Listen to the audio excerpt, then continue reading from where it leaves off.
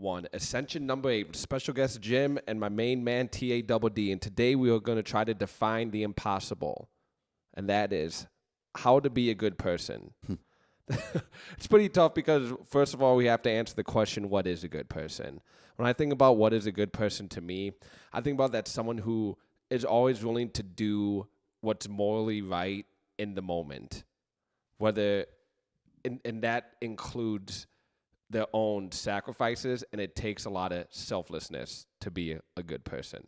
I think the best people in life, maybe I shouldn't say best, but the goodest people in life are the ones that are willing to sacrifice their own well-being for someone else. That's when I think of the term a good person, sacrifice is the main word that pops in my head. T-A-D-D, I would like, when you hear the question, what is a good person, or what makes a good person? What are some attributes? What are some things that are requirements for them to be even considered a good person? And anything else that you want to add to that? I'm just wondering how good is good. Yep. Because, like, I feel like I'm a good person. And I feel like a lot of people are good people, but I don't think you need to sacrifice your whole life to help everybody out. You wouldn't have a life, you know? Like, every time you see someone homeless on the street, should you give them all your money, you know? I'm just keeping it real. Like, it's nice to, like, I feel like a good person, someone that can contribute to the community, has good morals, and, you know, just wants to do good. But, like, how good is good? That's what I'm wondering, you know? What do you think, Jim? Okay, and I'm going to go out there and I'm going to say everybody is good.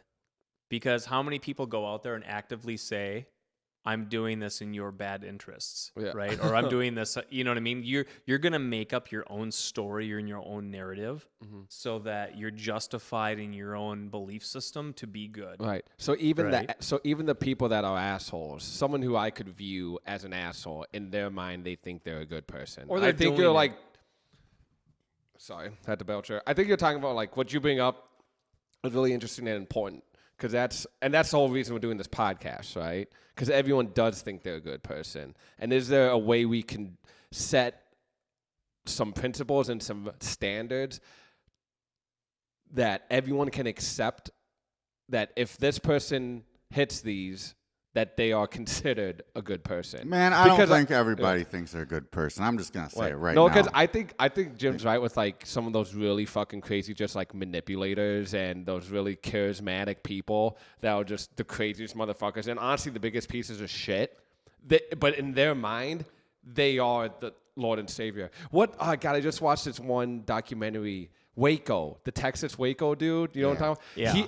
That dude thought he was a good person. That's the shit Jim's talking about. Yeah, I believe. I used to live with a manipulator for 16 years. I was married to one. Yeah, you know, and she was always right, and it was always in your best interest, and she was always the savior, and you know, you're always the demonizer, and whatever it is. You know what I mean? So like you fit the narrative to match whatever it is that you want in your little box to make you justified for your own behavior. Is what people will do. Now, I guess the question for that is what, in order to be a good person, what is your definition of that's judging you to be that good person, right? Like, what is your sacrifice? What's your hierarchy? That is it God? Is it society? Is it the state of Minnesota? Because to be a good person in the state of Minnesota versus a good person in Texas are two totally different things. Yeah. Well, to be a good, does obeying the law? Do you have to obey the law and be I can't think of the word, just obeying citizen to be considered a good person? Well, so now I'm going to ping off of that. In 1776, you were a good person if you were a patriot and you fought against the crown, right? And we're Americans now because of that, because they were good people in our eyes. But back then, you weren't a good person because you were considered a traitor to the crown. Right. So what's the hierarchy of what's good? Well, I just wonder if like everyone really thinks they're good though. Like I can't see Jeffrey Dahmer saying, "Man, I'm good," you know, doing what I do, you know, like some of these people who do what they do. I think in general, most people have good tendencies, you know. And with what you're saying about 1776, I guess those people probably thought they were good because they're actually standing up for their country, but in a way they weren't good because, you know, it's a double-edged sword. Yeah, you know, you're going against the crown. People are dying, you know. Yeah, I mean, that can go on for even today in any war, you know. Like, if you probably talk to some of these people who've been to war, I've heard things about people from like Afghanistan that went to Afghanistan. Some of them I heard don't feel like they were good there, you know. No, yeah, exactly. Like us nowadays, right? The United States has caused more harm on the planet than I think any other country in human history has. And yet, but we play the role of being the good person. Exactly. The guy from Waco. Now, our own narrative is we're only trying to spread democracy and freedom, right? Well, if that's the case, then why are all these other countries being oppressed? So, I mean, the narrative fits whatever the authority figure makes good to be. That's all I'm trying to say. And most people in their own life are their own authoritative figure. Yeah, I mean, or God, or what? I mean, what do you place as your authority figure in your life? I guess so. My authority figures would be God, and then my peers, my parents. Okay. What about you? Me? Yeah, you. It is God, and then I look within myself, and I think that if I'm spirit led, that my own conscience will lead me, and as long as I'm humble enough to be below and not above, I strive to make the least amount of harm possible. Well, I just feel like most people. I feel like most people are good, but you know when you're doing something wrong. Like, you know, I feel like most We've people all done something fucked up. Yeah, we shouldn't have. You can have this feeling like this ain't right. Like what I'm doing is not right. This is not good. But is that a requirement to be a good person? Because if you never do anything wrong or you never do anything bad, I feel like you're not going to know what's good. Who the hell does not do anything bad? Like, there's no perfect person in the world. There isn't. Come on now. Well, would it be better if we separate it other than good and bad and throw in evil and righteous? I mean, I think that's saying the same thing, only more dramatic. I like that. But yeah, we can use evil and righteous. Well, no, I think because I think there's levels, right? Because you've got good and bad, and then you have evil and righteous. Because evil is malicious intent. Yeah, right. Evil is thought out. Yeah, it's planned. Like evil is thought out. And bad is good intentions, but came out wrong. Right. Right. Or good intentions, but the way I executed it, or my plan of having that happen was bad. Yeah. I don't agree. Someone knows if they're bad. Like, this is bad. But bad is different than evil. Yeah. Like, I feel like and that's what this Jim's is saying. Not good, but evil is more like, whoa.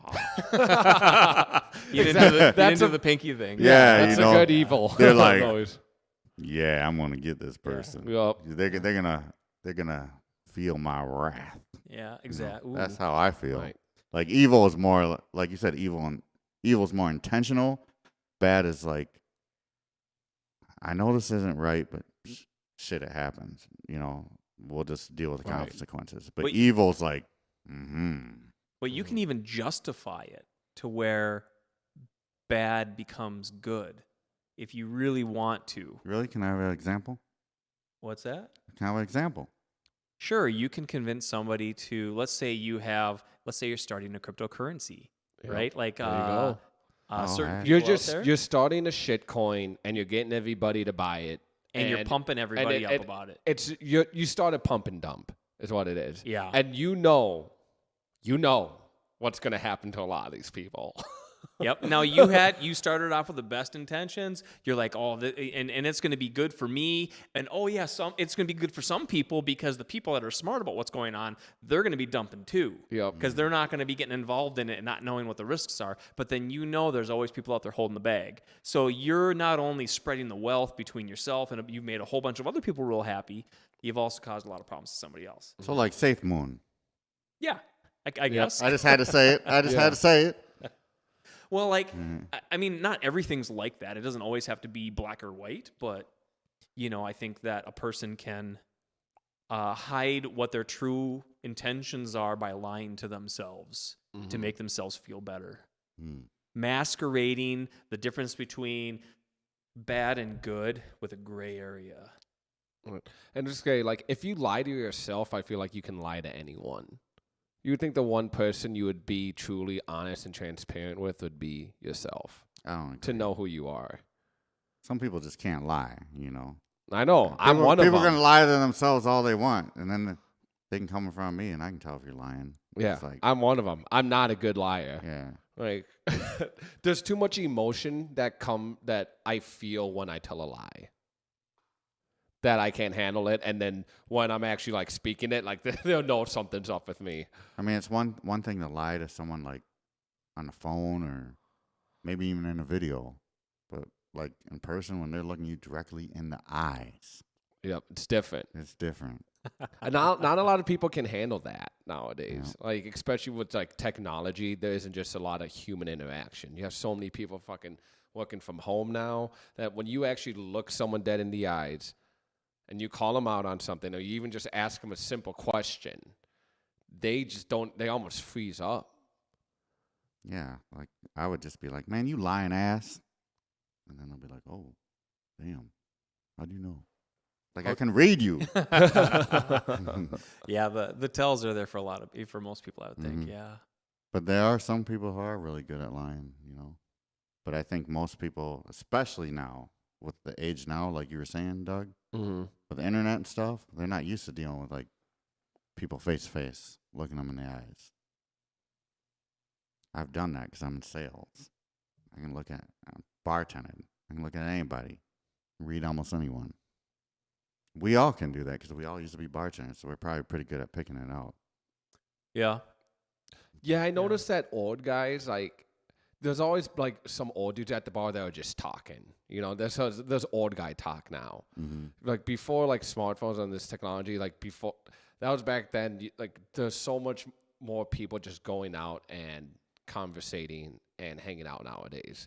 That's what they want to do in their free time. Now most people want to do their free time. They just want to stay on the computer. And I'm guilty of both. I'm not trying to call anyone. I spent my fair share of time playing WoW and all these other video games, But I eventually broke out of that. Well, thankfully. I think they're sitting on their computer watching the Doug Life Ascension podcast, and I like that. You guys are doing you guys keep watching that. Yeah, keep on doing it. They're trying to figure out how to be a good person. Yeah. They don't know. Exactly. And that's why we're here to help them. That's right.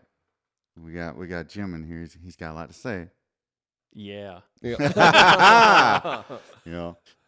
Exactly. But no, being like, I feel like we've all met someone that we feel like right away is like, oh, this guy's a good person for whatever reason. Some people just have that energy too. That kind of light up the room, and just that person that you can trust, bringing into your house like after a night of like drinking or partying or whatever, and you can go to bed and not have to. You don't even think about them stealing or doing any like shady shit going on. Like to me, that's a quality of a good person, having that type of energy. Well, if I meet you, maybe not meet you for the first time, but if I bring you over to my house for the first time and I go to bed and I don't have any anxiety or thoughts of you stealing or doing some fucked up shit while I'm sleeping. Yeah, I would throw out there, that's the perfect explanation of a person that's a people person, right?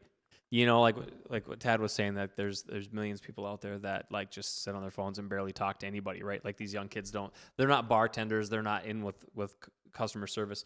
Now, when you're talking to somebody, you almost get a vibe off of them, right? Like you'd said, energy of the person, right? So like you can feel if they're bullshitting you or if they have different intentions. It just feels off. It feels weird, right? Now that's just an innate thing that we're used to because we deal with people all the time. But now with people out there that don't ever interact socially as much anymore, they throw that off. You get this weird barrier because they're like almost robotic. They almost don't know how to talk to you. You know what I mean? Yeah. Have you ever had those weird interactions where you're like, fucking person's weird. What the hell's going on? Yeah. Yeah. At least at first. But sometimes people just certain people are also growers. I'm a grower, not a shower, I like to say. And What I mean by that is like they have that weird energy at first, but I think there's been some people that I've worked with, I'm sure you've worked with, that you may have felt that way, but then as you got to know them, they started to open up a little bit more, and you got to know them a little bit better, and then eventually they did become that people person that you're talking about. True. Yeah. It with practice, right? Yep. Yeah, because it's like a muscle. You have to exercise it. Mm-hmm. And people don't exercise, their tongue in their mouth enough nowadays. What about those people that start growing and you're like, oh, hell no, this person's shady as hell? Because I've met those people too. Yeah, like, absolutely. I'm like, well, they seem all right. And they start talking and talking and talking. And I'm just like, damn, man, I can't hang out with you. Like, I don't say that, but that's in my mind. It's like, I can't be around this person. This person's shady with a capital D-Y. Mm-hmm. Well, and that's good. So I guess, Tab, my question for you would be is, do you find yourself, would you rather be with somebody who's bad and shady, or someone who's bad and straightforward that, I'm straight up just not going to do this because I'm a POS? I'd rather be bad and straightforward because at least I know what I'm going to deal with. Oh, yeah. I'm just keeping it real, like I know this guy, that's what this guy's going to do, so I don't need to be around this person. But the other person might kind of like, you might have your hopes up a little bit, like, oh, they're changing. Oh, at least you know what the other person, like, they're blunt. You know what they're about. Hey, see ya, you're just not for me, like. Right. And at the same time, like, props to those people for at least being themselves. Mm-hmm. Yeah. What's your opinion? Come on, Jim. What's your opinion? I like the straightforward. Mm-hmm. It rarely ever comes up like that. Right. Like, so like I would definitely take that hands down. Sure. It's because people who are doing shady shit aren't going to be straightforward about it. Oh, like I've met some. If I'm trying to like get in your house and steal some stuff, I'm not gonna like to be straightforward and tell you what my fucking master plan is. They might not want to. Hey, Ted, my game plan is we're gonna go out tonight. We're gonna grab some drinks. We're gonna meet some chicks. We're gonna go back to your place, and then when you fall asleep, all your shit's gonna be gone. Well, then, but we're all laughing about it, and then if the person's says that to you, and then you guys both laugh together like what we all just did. And then it really does happen. It's like, I told you. I told you. Yeah. Well, usually those type of people are already talking like that about other things. Like they'll be like, yeah, we're going to go over here. And, man, we're going to just go over there and, like, you keep these people busy. And I'm going to check around the house or something, see if I can find something. Schemers. Yeah, so you already know, especially with someone you just met. Well, if I meet someone like that, I don't even want to be around them, but you already know their mentality, but they're being straight up with you. Yeah, this is what I'm going to do. I've met people like that, It's the ones that are like, I'm trying to change, Mm-hmm. like I'm trying to get myself together. And then they do the same shit, that's. Yeah. Nah, like at least, because those ones, sometimes you have the good person in you has a heart, and you're like, what? They are trying to do something positive. They are trying to change. I appreciate that. And then they're not. They're lying. Yeah, and I think that's why a good person is pretty rare nowadays, because I'll say this, I think most people, not all, but most people start off good, and then they get played like that. Like because we live in a world where people take kindness for weakness, and if you're too nice nowadays, that's how you'll get treated. So I think a lot of people, they start off good, they get played, and then that's when they're like, man, fuck everyone, fuck the world. And they may still be good, but they're not as welcoming as they used to be. And especially when it comes to letting new people into their life, they become much more reserved. And it's easier to become reserved nowadays with all this fucking technology. Mm-hmm. I agree. Yeah, man, I completely agree with you. So the world has a declining rate of good people because of how we've been treating each other lately. And I think we need to just do better at the way we interact with one another in order to keep those good people, healthy and keep them around. Because I feel like do you guys think you've met more good people in your life or more worse, like shitty people? Or more righteous people or more evil people? Well, I think I've met more righteous, actually. I'll start off. I feel like I did, but the thing about evil people, they're not going to just come straight out and say, yeah, I'm about to stab this person, like you have to like vet that person. You have to like see how they act and watch how they interact with people, because most people that are evil or not righteous, it's just not out there, It comes when you'll see it when you start hanging out with them. Well, I'm a big person on a tree is known by the fruit it bears, right? So when you look at a person that is in your life or around you, what fruit do they bear in their own lives, right? Like, what is their call sign? Like, what are they known for? Like, what's going on around them? It's pretty easy to tell, are they constantly in drama all the time, right? Are they causing other people problems?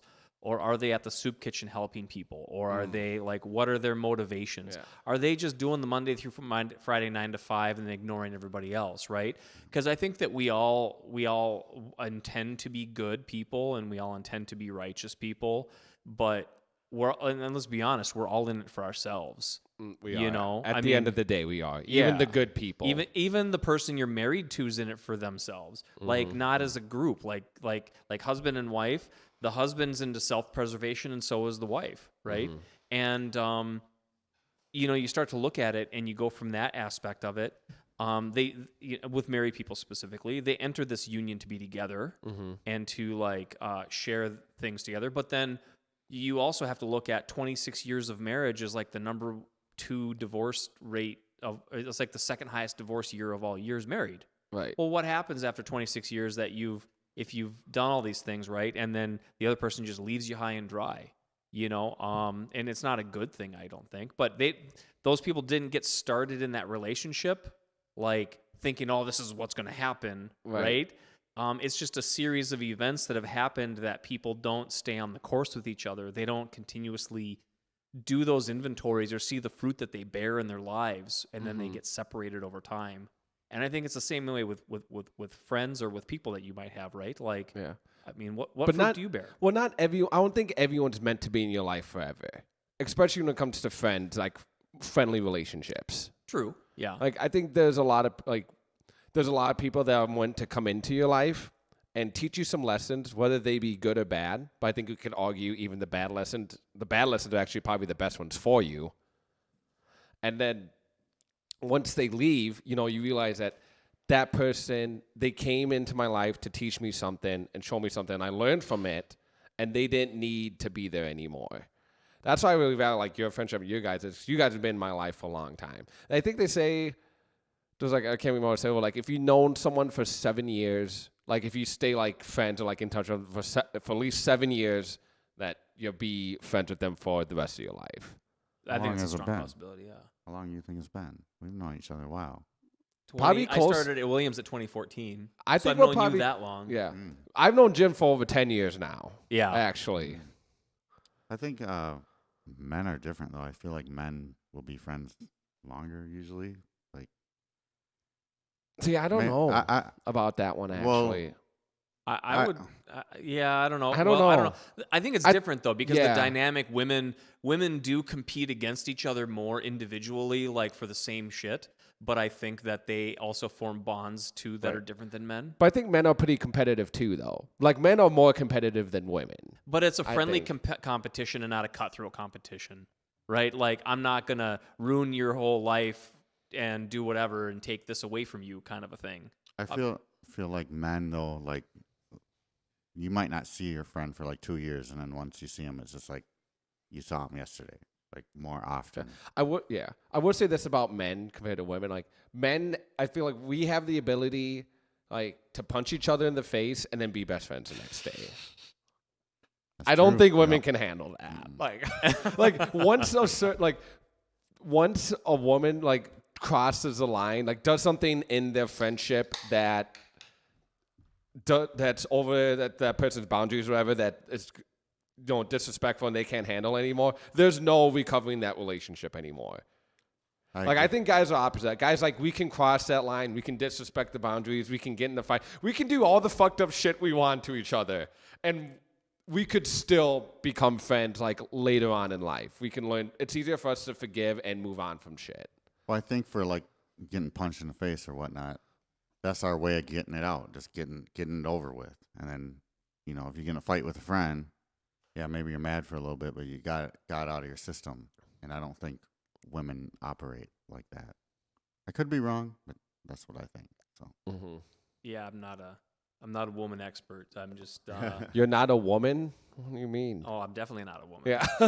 But no, as far as like understanding the way they think, I've given up on that one a long time ago because I've ended up the loser on that one. So yeah, well, we all have. And I don't think we're not ever going to understand the way a woman thinks. Just like they're never going to understand the way a man thinks. Well, maybe I think it's better that way, right? There's always that a little bit. It adds like some mysteriousness to whenever you meet a new woman or a new person that you're never going to truly know what they think because they're just opposite genders. Well, let me ask you this. Like, I feel like men are more black and white. Like, I usually know within like a little bit of time if I like someone or not. If it's a guy, I'll be like, this dude's trash, like, I don't like him. I don't want to be around him. Like, I think usually that's the vibe men usually get with each other, or they do, like, if they get to know someone, then they bond with them. What do you guys think? Yeah, I find I give myself the female more benefit of the doubt. So you give females more benefit of the doubt? Yeah, like if I'm meeting, like what you just said, like you're not gonna vibe with some dude if you just met this guy or whatever. Yeah. For females to be like, okay, well, maybe she had a bad day. I'll give her the benefit of the doubt, or maybe because this they're a lot more whatever, emotional, right? But you also try to get something else too at times. Yeah. I mean, So I guess it's just, I suppose it depends upon the context of our of the interaction, right? Yeah, but I do agree with you. Like I said, it's like when you have a bad interaction with the guy for the first time with me, you're typically not thinking, oh, maybe you just had an off day. You're definitely seeing that a lot more with women because I think that women are typically more emotional. Or if they have a bad day at work or just even something like the smallest thing goes wrong sometimes for certain ones, like they're just in a shitty mood for the rest of the day. Well, I think also you're like that because you think of like your mother. Like, at least I do. Probably like, you think of women being more soft and caring. That's I feel like subconsciously that's how people probably think. Mm-hmm. So that might be why you're like, oh, they're just having a bad day. I feel bad for them. I'll just let them be. If a guy's like a douchebag, it's like, man, he's a douche. Yeah. It's that double standard. Yeah. And I'm not just calling you out on it. I mean, I do the same thing. So. Mm-hmm. How about you, Doug? Do you do the same thing? You know you do. Come on, don't lie. I do that sometimes, not all the time. Sometimes or what? Oh, sometimes you just meet a woman and you're like, man, I don't like her. You don't be like, oh, I think she has a bad day. Maybe she's on a period. I'll say this. I think I've definitely gotten better with treating everyone the same as I've gotten older. Like I do, like when I meet even like guys nowadays, and it's for the first time, and they were an asshole for something, I do give them that same pass as I would a woman. Like, oh, maybe he had a bad day. Maybe he's married and his wife bitched him out this morning, But that's something that came with maturity. I didn't have that right away. It probably came from just like my own personal experience too, because I can let my emotions drive me. So I know when I'm in a depressed state or not a healthy state of mind, I treat everyone around me differently as well. So I've also been that guy who maybe when I first met someone, even if it's just like saying a sassy comment to the fucking person running the cashier, at Target or whatever it is, I can. You're one of them guys? You view that. No, I would say I'm one of them guys, but I definitely have had my moments. Well, I guess I agree with you, but I mean, I guess it depends upon like I said, the context of the interaction. But it's like you guys have both played sports, right? Yeah. Right. So, and maybe it's just an innate thing that's built into men, but when you're meeting somebody for the first time, you usually know it. You're usually going into it, and you put your game face on, and then you at least go into the interaction semi-professional, or whether it's let's say it's not semi-professional, you have a guard up a little bit, and then you're presenting yourself in a fixed, put-together position, right? Maybe that's just, that you don't want to look like the weak male of the pack, right? If you're meeting dudes for the first time, you kind of want to present yourself to be a normal, you want to try to guy. control the conversation in a way, too. Or at least be present in there. Yeah. Interact back and forth with each other, yeah. Yeah, sorry, I didn't mean to cut you off, man. No, you didn't cut me off. I feel like I cut you off. Yeah, but am I making sense with that? It's almost like a wolf pack mentality with men going into and not showing dominance, but showing interaction with the group, and then being of sound mind, put together for the most part, and then you kind of feel each other out from there. And then you get those vibes, right? You're just like, we just don't click or whatever. Yeah. Yeah. There's certain dudes that you can tell that are definitely like trying to be alpha right away, though, too, with the wolf pack vibes. That's usually that's when I usually don't click. When someone tries to be too alpha right away? Yeah, because like, man, I'm just being cool, but you ain't better than me, like, you're not going to lead me. That's just my mentality. Those people who come alpha right away, like when you first meet someone, if you ask them just like, what do you do for a living? It's either one of two things. Like, one, you just suck at conversating, or you will like give some people a pass that they are just trying to create conversation and they don't know any better ways to do it, and that's just a very easy go-to like thing, like, hey, what do you do? Oh, you bartend? Oh, cool, like da da da da. Or two, it's about status, and they're trying to size you up basically and see if they're more alpha than you are. I feel it's more about status, especially if you just met someone. Man, what you do for a living? You know what they're thinking. They're trying to see if like, oh, is this guy on my level? Am I ahead of him? Let's be real. Come on. Yeah, and I think like, so if you ask, have you guys ever been in a conversation with someone who's Get a little closer in there. Trying to be alpha, right? And then so you've met him for the first time, you're communicating with them, and you ask open-ended questions because you want to spark dialogue, right? Yeah. Like you don't go in there and go, "What color's the sky?" and you just do like a one-word answer. But then you're asking a nice conversation starting thing, and you're taking the initiative, and the guy comes back with a nope. Or a one-word answer, right? Nope. But then, and you're like, oh, okay, give them the benefit of the doubt, and then you ask another question, trying to spark the conversation, see if you have same likes, dislikes, just whatever, just trying to be a decent person in a mutual conversation, and then they shoot you down every time. And I think that's a tactic that are used by some dudes that show superiority, right? Like, I don't have to answer you. Yeah. Like, you're not my equal. Yeah. Right? Like, you're not even worth talking to. Yeah. And I think that you can tie that back into being a good person. A good person doesn't think they're superior or, like, inferior to anyone. Or they would never think that someone is so lower than them that they're not even worth talking to. View someone like that, that's fucking weird. Actually. And that's not a good value person. No, I would agree. I was just thinking of what you were talking about. I one time dealt with this adjuster, and he was just like not saying anything, and then I just said to him, "Damn, man, you in a bad mood or something? You can't say anything." Yeah. but he loosened up after I said that. He's like, "Oh, yeah, I was in a bad mood, but you just made my day." Like talking to me like. Sometimes people they're waiting. They're almost like waiting for someone to ask. Yeah, and you're asking. You're like, yes, I wasn't I haven't having a bad day. Here's why. See, guys, we're not supposed to show emotions from society. So I think that ties back into it. So when you do meet a guy and they are acting like an asshole, that could even be more justified. Like, okay, this dude is having a bad day, but he feels like he's not allowed to show that or say that because that's going to make him appear as the more beta male in the group or in that interaction. I guess my question is with that, because I have to, like, the whole beta male thing and alpha male thing, Sigma male? Sigma male or whatever, like, all these things. I don't know. My question is I understand time and place. You're not going to just be like, hey, what's up, dude? How do you like whatever? And you're like, oh my my gosh, you're not going to start crying. I mean, I've never had that happen to me. Yeah. But I've had it happen. I'm a bartender, man. It's happened. Well, I mean, after a few drinks, right? I was like, damn, okay, I'm not ready for this. I don't know, like, because apparently, like, if you watch YouTube, right, like, beta males are everywhere. Yeah. And I just don't see dudes breaking down all over the place.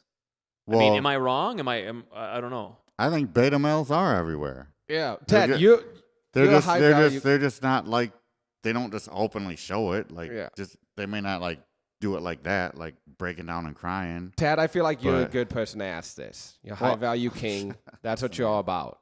No, Can you tell us, like, what in today's society, 2023, what makes a beta male? Man, I feel beta males don't stand up for themselves, for a lot of things. Like, they'll let women walk all over them, and maybe they don't try to do that, because I just think they're like just how society is. Beta males, I feel like, are guys who I'm calling all you guys out. I don't care what you think. You're sitting there on Instagram liking all these girls and stuff, like not going out there and actually really meeting them, and freaking subscribing to OnlyFans and stuff like that. I think those are beta males, like people like that. People that jack off every day? Yeah, like people who like just not trying to make themselves better. People who find excuses why things aren't working for them instead of like trying to solve those problems. People don't accept accountability. Like, I don't know, this is my opinion. Maybe people don't like it, but that's how I feel. Yeah, can I ask you a question? Can I ask a question? Okay, Ask so a question. because people, we live a long time, right? Yeah. Mm-hmm. Now, can you go from stage to stage in life and then be an alpha in stages and then be a beta in stages and then go back into maybe a sigma in stages and then go into, I don't know, whatever else is out there in stages? I do. Vegas, I do Delta. think. I do think. There's a delta? I don't know. I'm just Yeah, making there that is up. a delta. There's a Delta male? What's a Delta male? I can't remember, but there is one. All right, I'll try to hold on, look it hold on. up. I'll try to Hold on, look I'm it up. sorry. What? So, But yeah. you can go on stages. I feel like you can be an alpha, and then like certain things happen in your life, and you may start losing your confidence, because I think alphas are confident. Like, but maybe certain things start happening to you, and you don't portray that alpha male no more because you like succumbed to some of the things in your life, and it happens to people.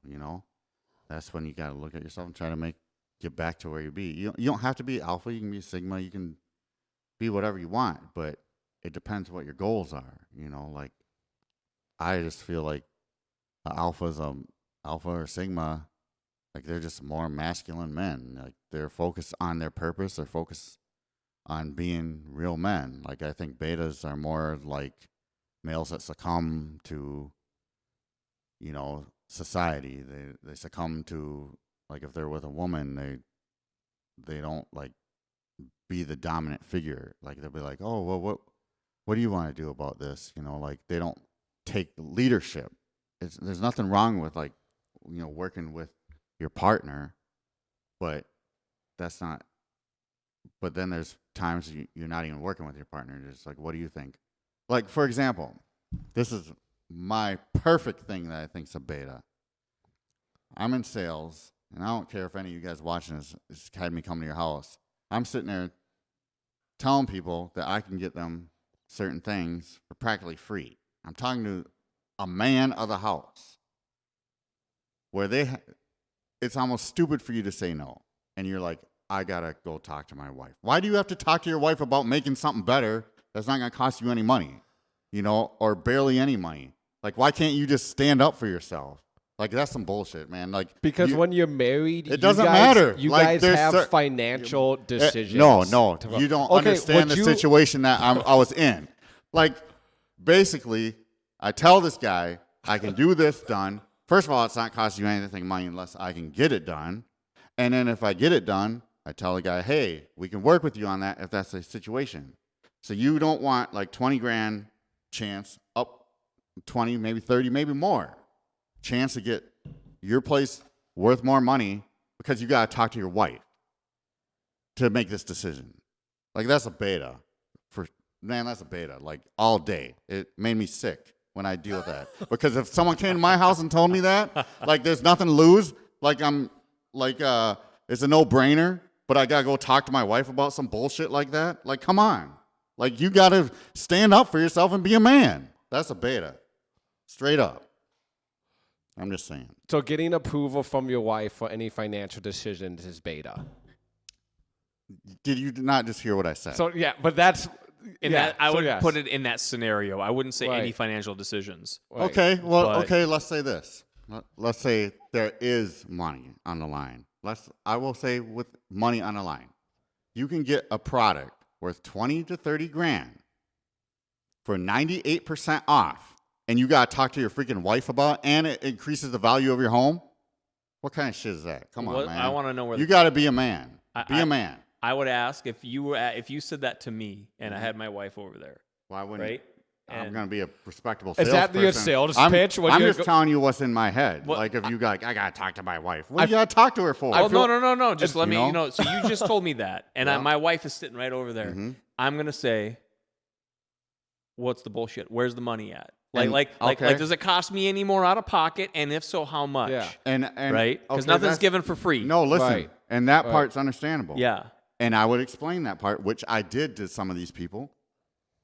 And they're like, well, I got to talk to my wife. You know, you're a freaking pansy. Is it man. under 5 Gs or over 5 Gs? Under. It depends on their situation, but usually under. Yeah, because if it's under 5 Gs, I'd say make What, a decision. but what's the most account? Is it still over 1,000? Because I would say for some people, Let me tell you something. $1,000 though is worth having that conversation over, depending on your situation. Yeah, it depends on the situation. But the way I explain it, man, I'll just be blunt with you. Dude, I'm I feel not like this telling is your sales pitch. Man, be a man, dude. You Be a pussy, dude. Be a man. Get the fucking roof.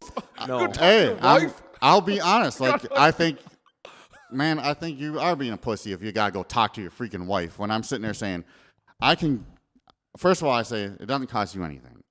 I do all the work. The only thing you would have to pay in my line of work, I'm just going to tell you, is a deductible. Most people's deductibles like $1,000. Sometimes it's a little more. Now, you pay $1,000, and some of the jobs I've gotten, they've gotten like $100,000 worth of work done on their house. You know, for $1,000, and you can't make that decision yourself. You know, like, come on, like, you're the man of the house. What do you have to talk to her about for? The house is going to go up in value. What the hell do you have to talk to her about for? Just say yeah. Like, there's nothing you have to do. In fact, the other part is I tell them, listen, you don't have to pay that deductible till everything's done. So that means you got months, and you got to talk to your wife about, basically, I'm like giving you 99, you know, like, let's say it's like a $20,000. I'm giving you $20,000. You just give me $1,000 back. You got to talk to your wife about that? If I straight up gave you the money, you got to talk to your wife about that?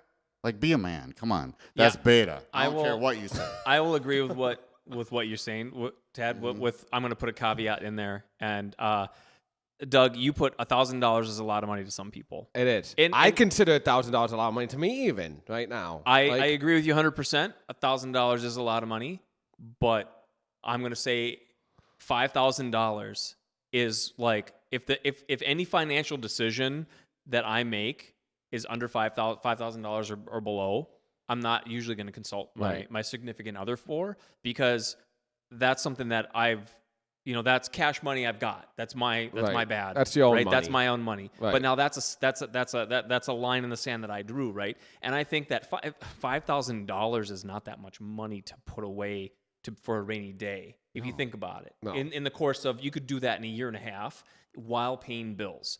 Like, you know what I mean? Well, sorry, I'm going to say some more. You think $1,000 is a lot. So if I offered you, your ass, $20,000, I'll give you $20,000 right now. You just got to pay me $1,000 in like 3 months. Would you do it? It'd be like, man, damn, you know, I got to think about that. I got to talk to my wife about it. But the thing is, you're not trading 20 cash. You're giving them a product. I don't care what you say. Type of asset. If it's like $20,000 or even more, it could even be more. I'd be like, hey, this could be $20,000. All I got to do is the work. Do you really have to talk to your wife to make a decision like this, which is time constraint too, because like you only have so much time to do this? Like, you have to really, like, sit down with your wife and say, hey, man, you know, like, we might be able to get this, you know, this guy's not doing anything. We don't have to pay this money back until, like, this amount of time. But, you know, there's a chance we can make maybe 20, 30, 40, maybe $50,000 in a house. I mean, are you okay with that? Are you okay? Man, that's some bullshit. That's a beta. What if Damn. What if in your relationship the female was in the spot and you were out at work and then she made that same decision? You'd be fucking pissed. No, I wouldn't. Yeah, you would. You'd be like, you make a decision without me. Let me. You You think let some fucking random person come up here? No, I'd be pissed, dude. maybe you would, but I'm not stupid. Like, why would I be pissed? If there's a chance I can get that much money, I was like, you made the right decision. Like, if I wouldn't be pissed. I'd be like, yeah, let's do it. But I think you would be concerned, like, okay, like, wish you would have waited why are you for me trying to to- talk to no. them. No, because you wouldn't, because you think, I feel like most men probably think women can get hustled easier than other men. I agree with that. So there would be some area of concern if she did do that without you, that you would think this guy is scamming. Okay, so let me say this then.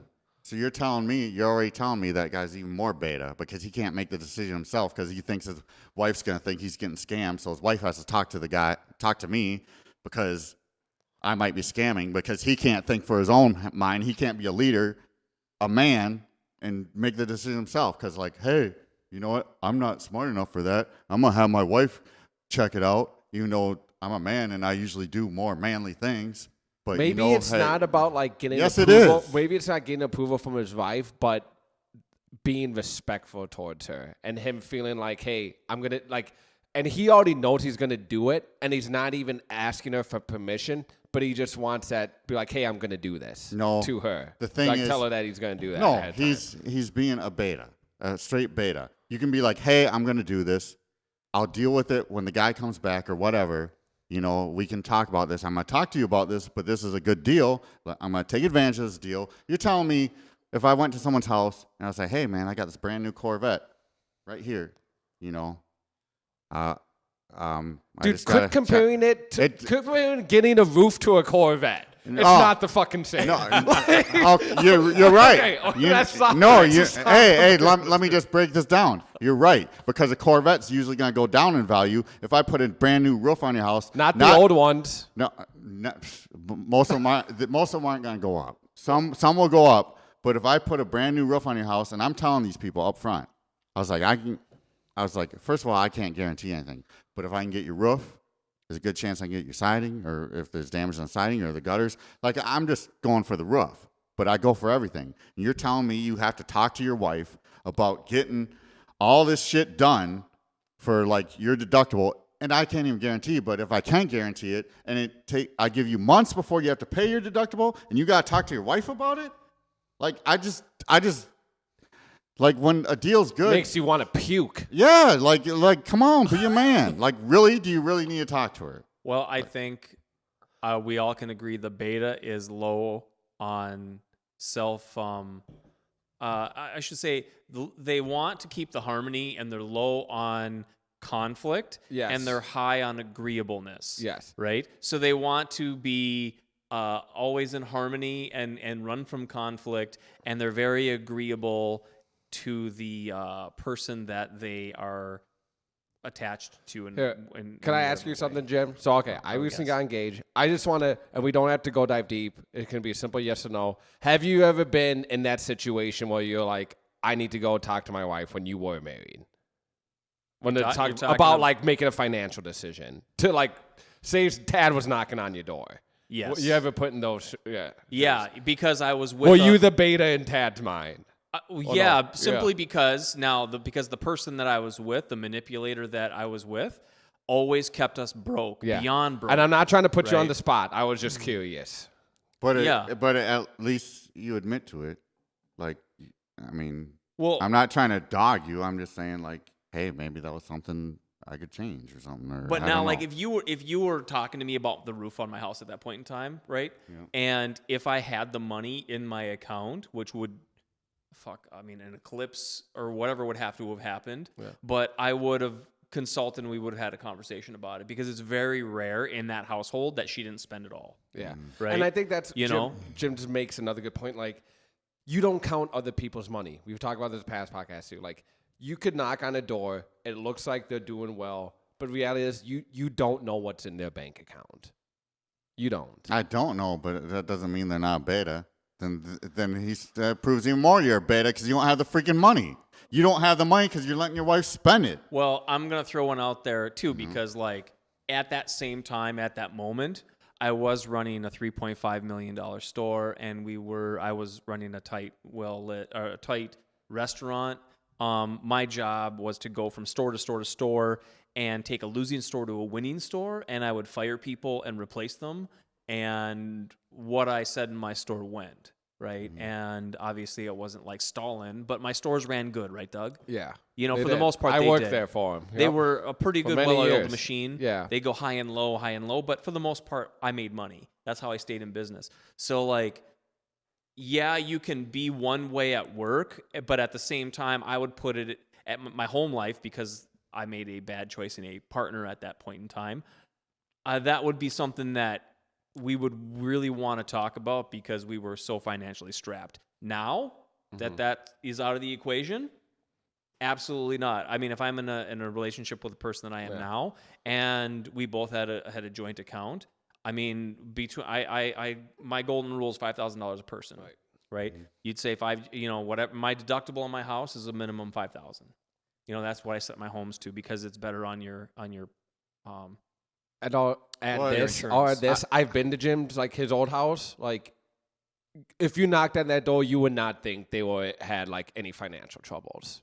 You had a nice house out there, like the original one. Oh, thanks, like, man. Yeah, that first one. Like, if you were in that neighborhood and knocking on that door, you would think that $1,000 was like nothing to anyone who lived over there. Okay, but let me say one more time. You don't count people's money. I don't count people's money, but I think it's pitiful if it's pathetic. It's pathetic. If I say I can get you this, and I do get you it, and I give you months to get that money, it's pathetic if you can't get that money. I'm just being blunt. Like, unless it's like something like life-changing, like if someone's dying or something, I get it, you know.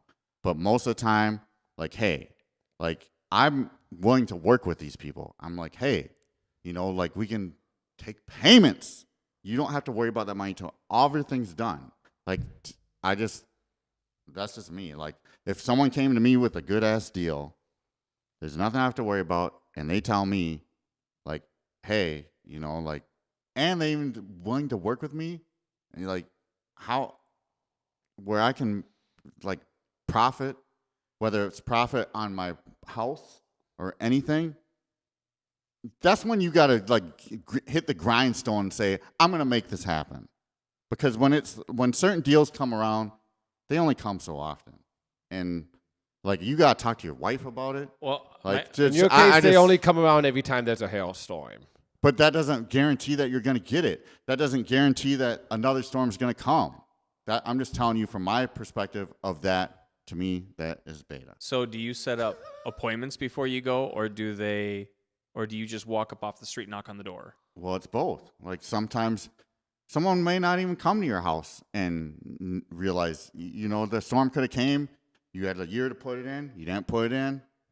Well, it's too late now. And another one might not come. But sooner or later, you're going to have to replace this stuff. And it's not only roofs. I'm just talking about any good-ass deal. Well, I'm just going to point out to the fact that if you knocked on my door and you said, hey, and I didn't know you were coming, and you were like, hey, I'm here to door-to-door salesman, whatever. I don't want anything you're slinging. Exactly. I don't care. I'm going to go straight up and say, not interested, see you later. And then you can be like, oh, blah, blah, blah, blah. I'd be like, no, that's fine. I just don't want it. But now I will admit, I will say betas would say, oh, I got to talk to my wife. But it's not, I'm going to talk to my wife because I'm interested. I need to talk to my wife because it's a no, and I don't want to be confrontational and just say no to your face. Okay. They're being beta for a different reason. Okay. Exactly. Yeah. No, I can see that. To me, this is different. Usually, what I'm talking about are situations when you usually have an appointment. Like, I already inspected the roof. This is when I get pissed. You know, like, I inspected the roof. I told you what I found. So you're about to close the deal, yeah, basically. And then it's like, I got to talk to my wife. I just told your ass. You have damage here. You have damage here. Well, one job in particular is that this happened. It doesn't happen to me often, but every so often they're like, I got to talk to my wife. And I'm just like, whatever, dude, you're lame. But just one I had particular, the guy's missing freaking siding. Like, it's busted. His roof's torn up. His window, like, there's at least $40,000 worth of damage. His deductible's $1,000. The storm date's running out. I'm like, dude, he even thinks I'm a good guy. He's like, oh, you see that? I was like, yeah. He even was glad that I came over there. And, like, I'm a busy man. And then you're going to tell me after I say, hey, let's get this happening. I'm sorry I'm bringing up with roofs, but there's all kinds of businesses like this. Mm-hmm. But you're like, man, I got to talk to my wife. You got to talk to your wife about possibly getting $50,000 worth of work on your house that will raise the price of the house for $1,000. Now, I can't guarantee. I never can guarantee. But there's a possibility that you can get that. But you can never guarantee. So what? Oh, so I got to talk to my wife? He's going to do everything? I have to pay him $1,000 if I get $50,000 or $20,000 or even $15,000 worth of work. But I got to talk to my wife about it? No, that sounds stupid. You're a freaking beta. So I guess my question is what would you do if you weren't even called and the dude just took initiative, went up there and did it himself? Nothing, because I wouldn't even know about it. Simple as that. Well, what if you went up there and, he used you to be able to go, oh, okay, and then he just did it himself? He might. Well, then that's just the name of the game. Is that still a beta thing? I mean, is that taking the initiative alpha, just being like... That could be taking initiative alpha, but I'm not stupid when I deal with people. I don't tell them everything. See, let's say they did do the initiative, and they probably only got their roof done, and maybe they may have gotten the siding bought, but I know what I'm doing. I know. I'm not stupid. I'm not going to tell them everything I can get bought. I just tell them a little, and I'll be like, there's other things. Hey, you got to be smart when you're in it. But it doesn't matter. Like, I could almost guarantee we could drive by that house, and I bet you it doesn't have new stuff on it. I take it this was a specific home. Yeah. I'm getting the feeling. How pissed would you be if you drove by it and there was another fucking roofing company's like picket sign? No, you know what? I can accept that. I can accept that. Like, if I lose a job, I can accept that. At least they took advantage. But I've had many people. In fact, this is a job I just talked to someone today. Like, this doesn't have to do with the wife, so I won't even bring that one up. But I'm just saying, I've had many people where they're like, I got to talk to my wife. Yeah, no, I get it. You know, like, no, that's a good description of what a beta would do, though. But I get what you're saying as far as like characteristics of men. Yeah, if characteristics of the beta. If I lose the job, yes, I'm upset, but it happens. Like, that's just the industry. But if I drive past there after the storm date and they haven't done nothing because he was too scared to say something to his wife, like, to me, that's like, come on, like, who wears the pants, Well, I have a neighbor, and awesome guy. He just does not have any real initiative, right? Like, when he goes to mow the lawn, he's got a really small lawn. He's got to talk to his wife about that? It's Sunday evening at like 6:00, right? It's like the last thing he does on the weekend because he has to, right? And the whole weekend he's usually inside playing games or whatever. And he's got a wife and 2 kids and stuff like that. And he works, every day. He gets up and he does this thing from like 5 a.m. until 3 p.m. or whatever it is, right? But I think in his mind, because he's got the wife and the kids and all the other things going on and the things the kids are into and all of that, he's just goes into a solace state of whenever I have a moment to myself, it's just to get away, right? Or to chill, I guess, right? So I can understand where now and I guess that household, his wife does the money. He doesn't do anything with the money. He just goes out and does. Does she make the money or does he make the money? He makes the money.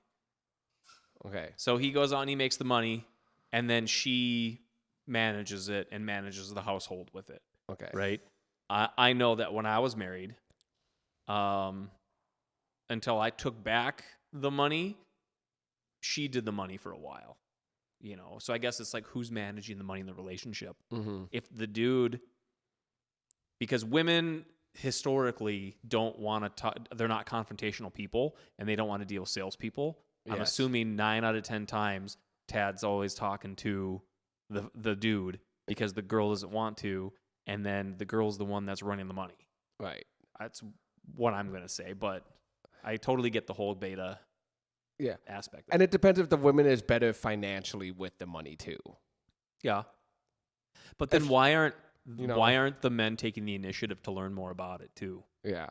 Probably because they feel like it goes back to the agreeableness part. So I did Google what the delta male is when we were talking about probably 20 minutes ago. Okay. So I was curious to see if it was an actual real thing or not. And it is. Okay. Delta male. A male without an authoritative position or role in the social or group hierarchy. The delta male is the normal guy in the socio-sexual hierarchy. He isn't a leader like the alpha. He's relatively easy to please, and he takes pride in his role. Delta males often get married, have families, and fulfill normal yet important roles in the community. Okay, so my neighbor I was describing was a delta Kind male. of sounds like a delta male. Mm-hmm. Yeah. Okay. And then sigma male. We'll go through the types of males. So this is the sigma male. This is probably, I feel like this has become more trendy nowadays. Like everyone wants to be a sigma male because it's the lone wolf. What sigma male is a slang term used in masculinist subcultures for a popular, successful, but highly independent and self-reliant man. Another term for the sigma male is the lone wolf. Yep, I agree. Are you the sigma male? Do you consider yourself a sigma male now, Tad? Or I feel like I am, and I actually had a coworker tell me that's what she thinks I am. She's like, she was talking about some other. like a woman called you a sigma male. Yeah, she said, well, because we were talking about another male, and she's like, well, he's kind of beta, and she's like, you're more like alpha. No, she's like, no, you're more like sigma, because I don't try to command people. I mean, I may be alpha in this podcast a little bit because I'm passionate, but I think she thinks that, and people that know me probably think that because I just do my own thing, and I'm not one to how I used to be. I think I was more kind of alpha, trying to always go out and be the life of the party, and I don't even know. Is that being alpha though? I don't know. But I think now it's I could care less what people think. I'm going to do what I'm going to do, Mm-hmm. So that's why I think she said I was sigma, I want to learn more about these types because the more I hear about the difference between the let's say alpha and beta and the delta, I just think about making money off of all of them, right? Because the beta or no, the delta. That's what Andrew Tate did. He's making money off of all the betas, all the deltas. I'm sure. 'Cause he's an alpha. He's got his thing going on there with that. Yeah. He had a thing going on. Well, I'm gonna teach you how to be an alpha male. Mm-hmm. Yeah. And fucking ran with it. And you got all these guys that aren't alpha, that are the betas, or at least don't feel like they are alpha, and have this weird desire that I need to be that. If there's one thing I can take away from reading that definition of the delta male on there, it's you should props to them for just knowing who they are. And I feel like a lot of these guys that watch YouTube videos of how to be an alpha male are never going to be an alpha male. If you watch videos on how to be, does that make sense? Well, I think if you're if you're developing a product, right, that you're selling to people, right, you want that alpha male mentality to buy, right? So you're going to be tapping into that, whatever it is, right? However you're going to market yourself, or if you're targeting the betas or whatever, the Old Spice. You guys know the Old Spice cologne, or not the cologne, the deodorant. It's they have a bear on one, and they have a hawk or something in another one. and they have like names and stuff for them. You know what I'm talking about? Axe deodorant spray was the one that got me when I was a teenager. Axe, yeah, because the chicks all would go crazy for it, right? Yeah. Yeah, but now like I get, you know, it's finding an identity within a product, I guess. Right. Right. Yeah. But it's a false identity, though. No, like It's for a lot of people. It's an image that they see in that a person that they want to be, but it's not who they truly are. And that's what I'm talking about. The delta male, being that the definition, it seems like they know who they are and they're okay with playing their position. Well, you're probably right, but there are people who are alphas. There are people who turn into alphas, you know. Andrew Tate's straight up alpha. Like Grant Cardone, I think's like an alpha. Well, why would they be sigmas? I think because I just don't think they're sigmas. I mean, look how they act. I think David Goggins might be more like between alpha sigma, like someone like him. I would put myself does his own between thing. delta sigma, actually, if I'm being honest. Mm-hmm. Well, hold on. There's a Z one in there. Yeah, there the really? Zeta. The Yep. Zeta? Okay, we got to look up the Zeta now. The I've been Zeta. watching High Value King. Yeah. The Zetas, is, I feel it's kind of like a sigma, but they're like not into like relationships or anything. They're just like into like doing whatever they need to do for life, and they don't. Yeah, you're right. They Man, you seem like- to know a lot about these types of males. A Zeta male is used for men who have rejected the traditional expectations associated with being a man. A provider, defender, and a protector. He rejects stereotypes and doesn't conform to traditional beliefs. So wouldn't that person be more apt to succeed in the fact that they don't have anything holding them back? Yeah, I agree. They are, to me, they're kind of like sigmas, but Yeah. Embracing your Zeta male power. Zeta males are unique, headstrong, independent, nonconformist. They live their own lives with no apology. If you're a Zeta male, you're in good company. These guys are hot, smart, and one of a kind. Sounds like a Zeta male wrote this. Yes. That's great. oh shoot. They also turn on potential. They also turn on potential mates like it's nobody's business. Okay, I don't know if I can read about Zeta males on my side anymore. Well, the thing I think more about Zetas is why they probably turn on mates is because they don't care, you know. But Sigmas are kind of like that, you know. Like, I think sometimes what you notice, like if a guy doesn't care, you know, I mean, I'm sure you guys been in situations where like you don't even care about a girl, and then that like drives them nuts, and they want to like try to be with you more. At least I've dealt with that before. So Well, you always want guys what have. you can't have. And I think that goes the same way for guys, though, who really want a woman that they're constantly getting rejected by. Mm-hmm. Like, wanting what you can't have, But that's a common thing. Well, the other thing is, like, you might, like, a Zeta male might just not give them attention. It might not be like they don't want them. It's just like, I'm focused on my stuff. Like, hey, they might think, hey, you're attractive, but who cares? Or while everybody else is, like, catering to them. And because, well, in a situation I had before, I was working at this gym. And when I'm, like, at work, like, I'm about making my money, you know, and all the other dudes were, like, hitting on this sales rep. And one day she comes up to me and she's like, man, you don't give me no attention and stuff. And I was like, yeah, because I'm, like, trying to make money. That's why I'm here, you know, because I'm in sales. And she was good looking, but it was a situation I've dealt with, and I wasn't even trying to get her turned on. I was just like, at my job, I'm trying to make money. Like, like I'm focused. You're there to make money, Yeah. not there to get pussy. But there's like all the other reps are like always trying to like, you know, cater to her and do this and that. And I don't know. I'd be on the opposite end of the spectrum. When I meet a female, they're immediate trouble unless I let them in. Like, I don't, that because I've been in too many bad relationships with them. well, then maybe Right? you're like Zeta. Like, just stay away from me. I'll be cool to you. I'll be kind to you. Well, we'll have a good relationship at work or whatever. Or I'll be a good friend, right? But then that's where the line ends. Like, the person I let in the inner circle is that person I let in the inner circle, you know, when it comes to them. So I won't say them, but the female species. Well, in this situation, I was kind of her boss in a way, but I wasn't. like I said, I wasn't hitting on her or anything like that. I was just like, hey, we got to get this done. I barely even talked to her. But she came to me later, like, because one night a bunch of us went to, like, have some drinks at the bar. And she was telling me, like, oh, you don't talk to me. Everyone else talks to me. And I was like, yeah, because, like, we're there to make money. Like, I don't have time to be doing that. Because it was a commission job, like, that's just. Yeah, you playing patty cake or you playing let's make money? Yeah. Right. But because I was like that, she ended up, like, hitting on me and stuff. And then that's all we can. Did she succeed? Did you hit it? I did. Oh, she did got hit it, him. damn. Yeah. That same night at the bar. Why don't you ever talk to me? We talked a lot that night.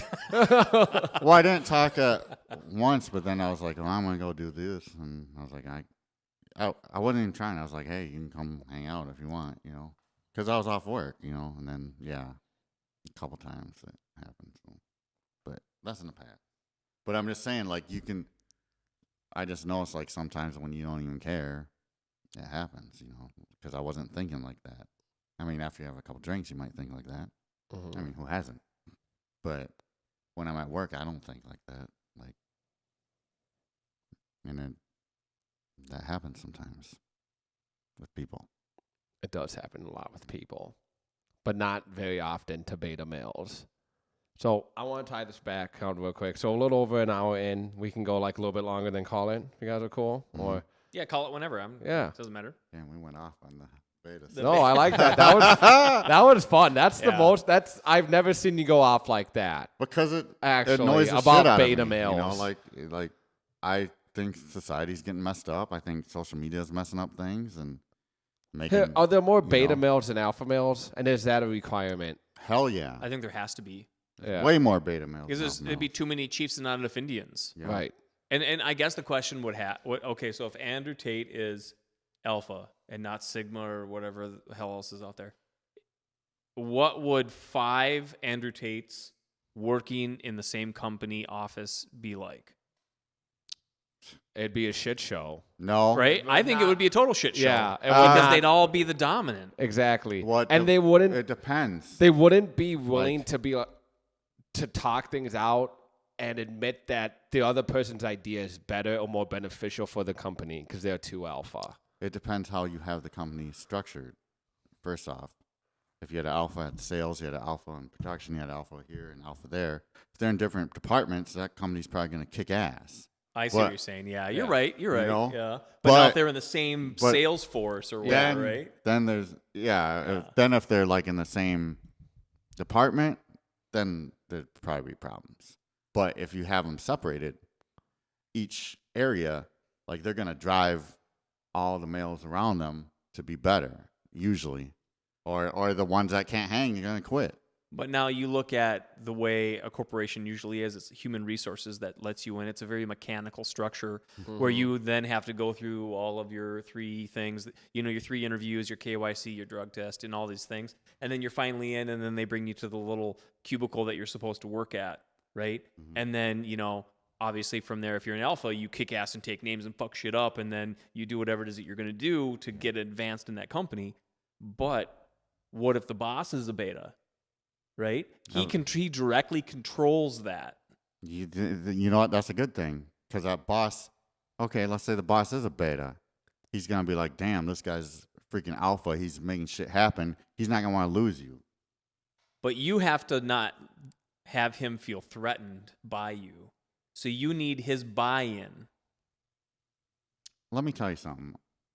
Because he's going to feel threatened of you if you're an alpha. Yeah. If he's your boss, well, I guess it depends on the structure of the company. Like if you're an alpha and he's your boss and he thinks you're going to take your job, then that could be a problem.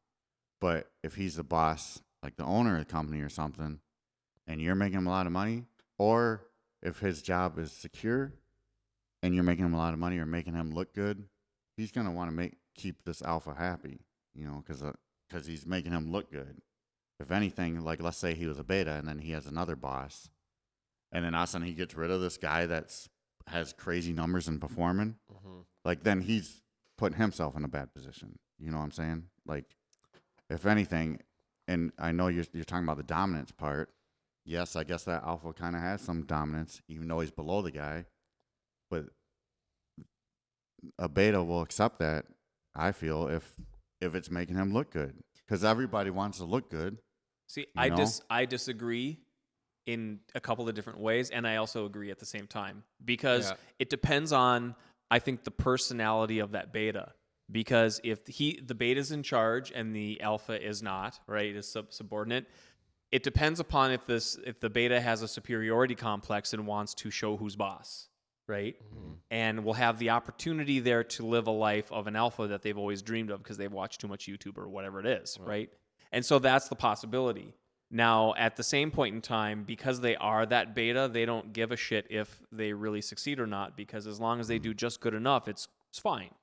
So life will never change for that individual, but they get the caveat of feeling good about themselves every time they walk in, right? Yeah. So then now that you've got that instead, now you could go, okay, well, maybe this beta actually does care about production and making more money and whatever, which at that point in time they would want that alpha to operate at peak performance so that they would look good. But now that beta would have to think like an alpha in order to have that result.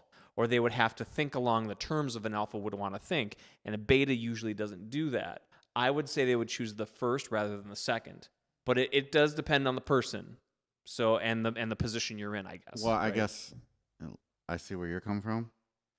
But that beta might see things in this alpha, and that might rub off on him. Like you were saying, like there's a chance that he would start slowly becoming more alpha. Yeah. You know? And I think that is more likely to happen because even if a beta is like happy where what they're at, who doesn't feel better when no matter what you're doing, when all of a sudden things are going better?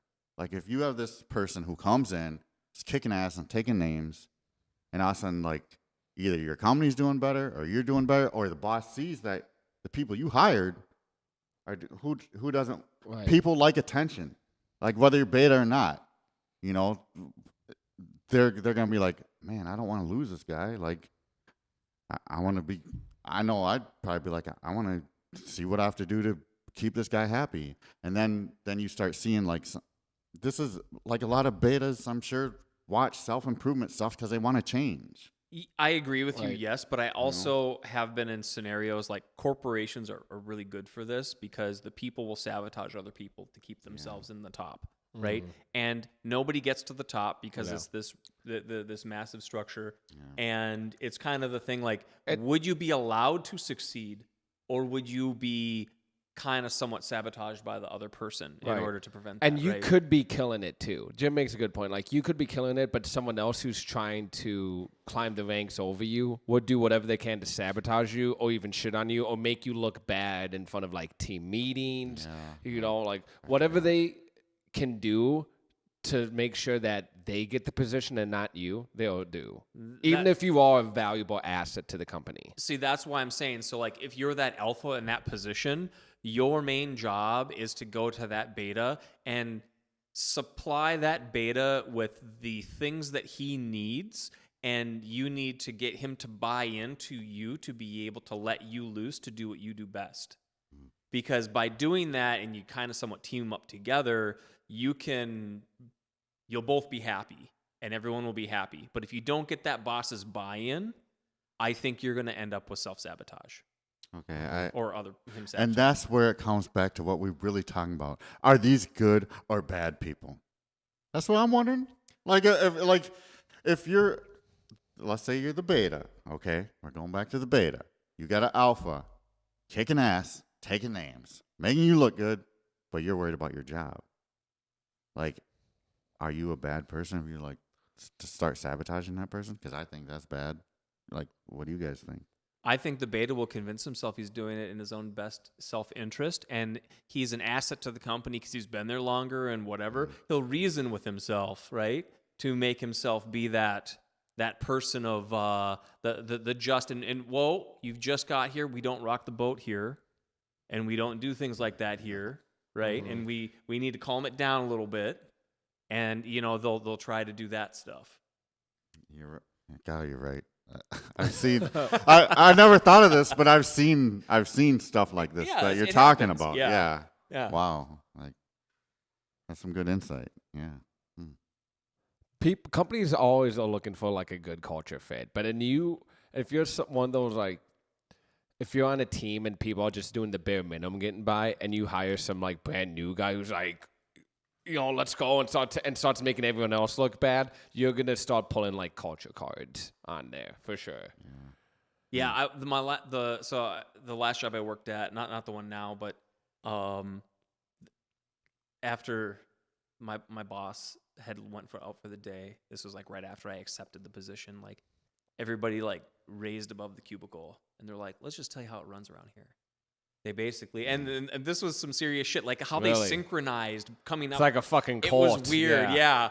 And they all said to me, they go, there's a shit list. Someone's always on the shit list. Your job is to never be on the shit list because your life will be complete hell. And they said, we do the least amount of work here, but we do just enough to where we're not on the radar, because if you do too good or you too bad, you're fucked. Yeah. And I do agree with that to an extent. Like, I've worked at the companies where I outworked everyone and I got punished with more work and no extra pay or benefits at all. So there is some truth to that. Yeah. Like, because I have gotten burned by certain companies I've worked for where I'm out there fucking, beasting and putting my all in for it and not getting any sort of recognition or reward for it. Instead, you actually have to pick up other people's work. Was that from the company or from from your people that you work with direct too? manager? Okay. Yeah. Hold on a second. Can I call? Yeah, sorry. Keep going. I'm gonna call. Kind of gonna call you out, Tad, a little bit here. Actually, right. not so much. much. Call me out. I'll call you out, but not. It's not so much you, because you're actually you're a pretty good bartender. But I hated going into Williams at 10 o'clock. Here we on go. A fucking Now Friday it's gonna night, get good. Right? I'd go into Williams and I'd outsell every motherfucker at that bar. And you guys have been there since like 7 or 6. What? Not me. Not you. I can't outsell. I tried to outsell you. I can't. But I'd outsell you. What? I believe it. Now in the peanut bar, I could never get you, but upstairs I got you.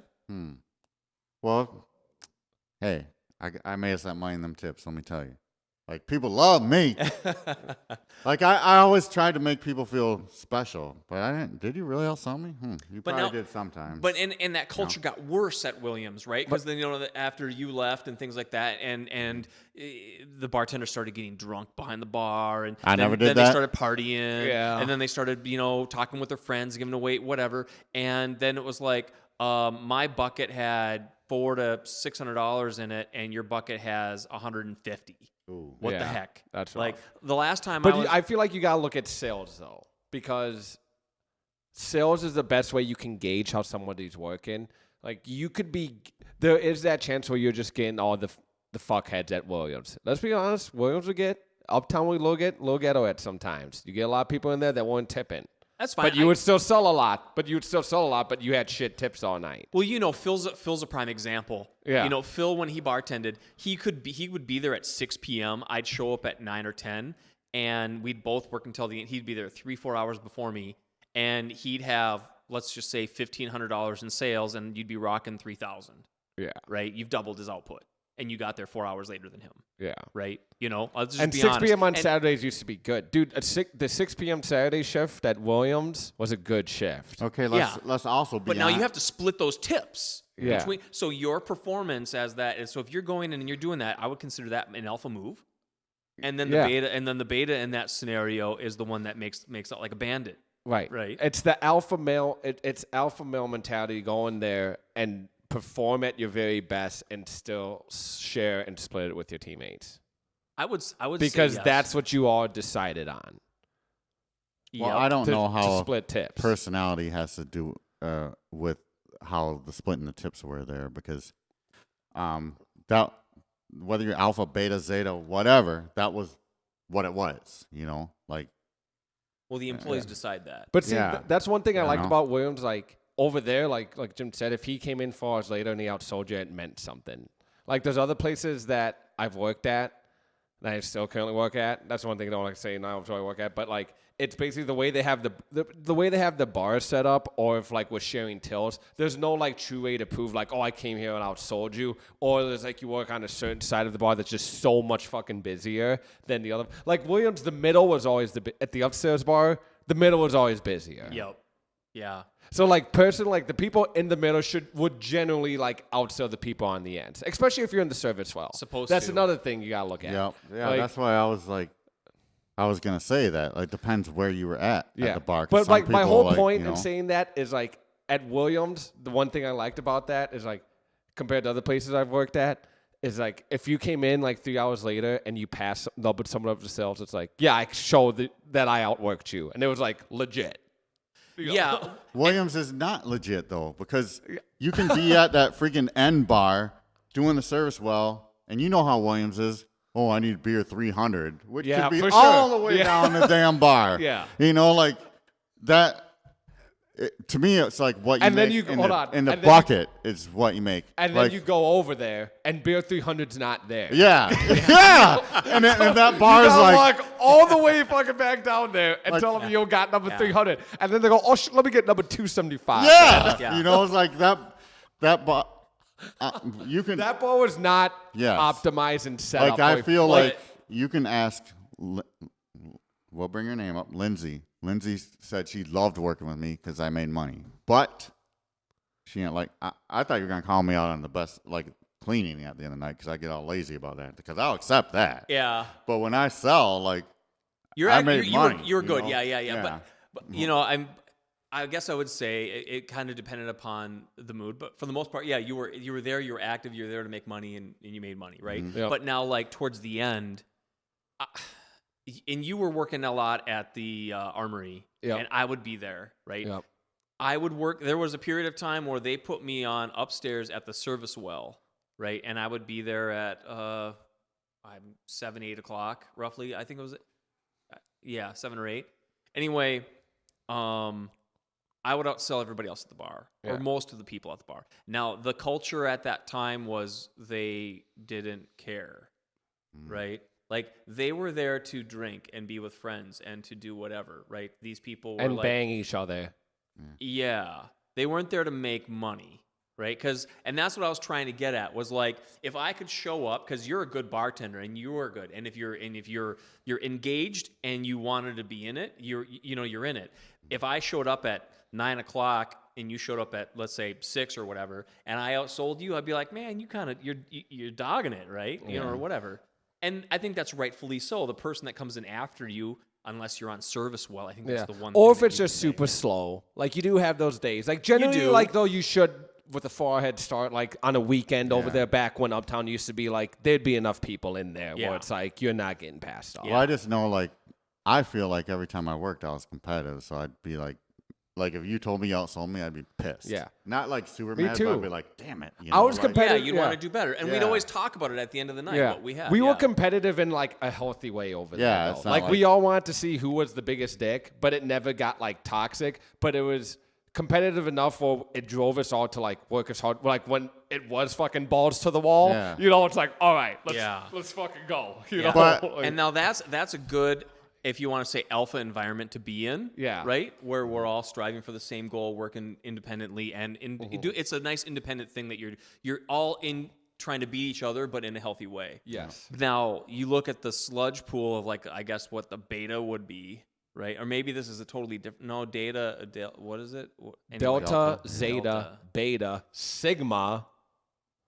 That's all I can think of. Oh, so the beta ones, though, I didn't care. Yeah. Anymore. Yeah. The whole environment of Williams changed. Hold on. There was a lot of betas at Williams for a while. Oh, yeah. I think there was, I would say there was more deltas than there was betas. The dudes that were just there to play their position. Yeah. Like, very agreeable. They're just there. Is what it is. Mindset. Oh, well, I just got more than I came in with, and I'm done. Right. Like, what'd you make in sales? Who knows? Poured a beer, right? Like that kind of mentality. That just drove me nuts. I hated going in there, making everybody else money, and then I walked out with less. Like that's how I felt. I could understand that. But it's kind of a trade-off though too, like because there's always going to be someone who walks out with less every night. I think I know what you're talking about. It's a culture thing. No, you were getting mad because it was happening consistently. That's when you get mad. Like there's gonna be times you go in, it's like, okay, yeah, I made these guys much money, and then times like other people sold a lot. But when it starts happening consistently, that's when you start getting upset. It's and this is what I was talking about. I guess this comes down to my restaurant background, like fixing a losing store, right? It's culture. It's the culture of the store. Yeah. And when you get people, so like we all operate at different capacities, right? Doug, I can't compete with your capacity to like put out a ton of food of drinks. I'm also like 15 years younger though. When I started working at Williams, I was like 25. When I first started though, it was my first time to gain that like high volume kind of nightlife, like dive bar, like bartending. Because before I only worked at the Ruby Tuesdays, and then I worked at an Old Chicago. But the Old Chicago like did help me a lot, like increase my skills a lot, because that one off of fucking Snelling by the Harbor Mall, the one in Roseville, that place was fucking busy actually. Yeah. Like I was back in the day, old see get busy, like, and shit was really cheap. So like $2,000 over there was a lot in sales when you have fucking $2 appetizers and $3 beers and shit for late night. Yeah, you know. And so like that place, like it was busy enough where it definitely like. It gave me that baseline where I was able to like move on to the dive bar, high volume scene. Yeah, and I like you're able to operate at a capacity that I can't operate at. Now, Tad, I think that you're better than me, and you're a person that I can be equals with or operate up to your level of. And you know what I mean? I think we're pretty close within that range, right? A good competitive range.